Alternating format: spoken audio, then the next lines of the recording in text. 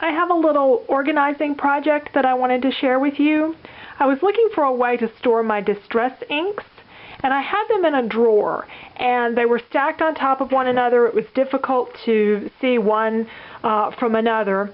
So I went looking for something for storage, and I measured the size of the distress ink containers and the height. I was planning to go out shopping and see what I could find that I could sort of transform.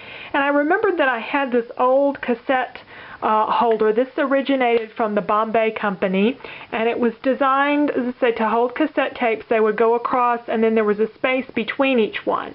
It turns out that this is the perfect size for these distress inks because they fit in this space perfectly. There's a little bit of extra room. The only thing that I needed to do after I gave this a good cleaning, been in my basement, was to cut some pieces of cardboard. And these are, actually I guess this would be chipboard, packaging that I've saved from various projects. I always save this stuff. It's come in handy for lots of different things. And then I just cut it to the right size to create little shelves and put my distressed inks in.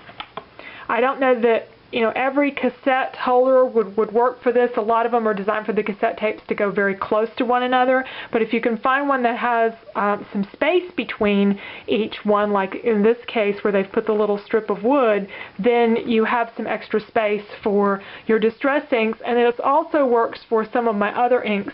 I've got my Colorbox fluid chalk inks in here and my StazOn. My StazOn would fit closer together, but I gave them a little room since I had plenty of space.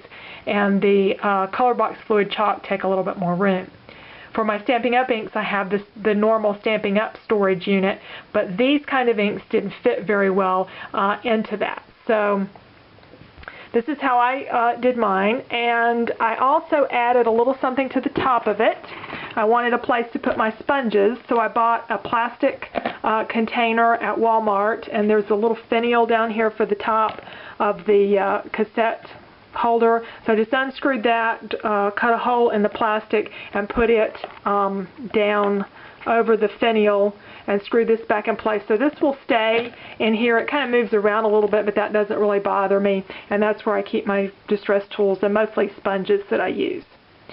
To label my distress inks, I printed off the name of each ink on some white Avery labels, and then I stamped the ink color on each one so I could see what they were. I have had a little bit of trouble getting these to stay. I've added a lot of glue. These labels are a little bit old, and I don't know if that's the problem or they just don't adhere very well, but I did have to add quite a bit of extra glue to get the labels to hold. But otherwise, the project went very smoothly, and I'm delighted to have somewhere to hold the distress inks and have them on my table, so I will use them more.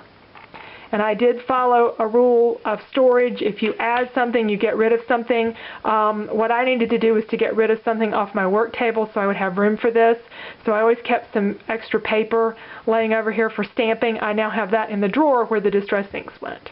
And so far, everything is working out pretty neat. If you have any questions, please hop over to my blog and send me a message, and I'll try to answer them. And I hope you can find some way to repurpose things for your storage, and I'd love to hear about it. Thank you. Bye-bye.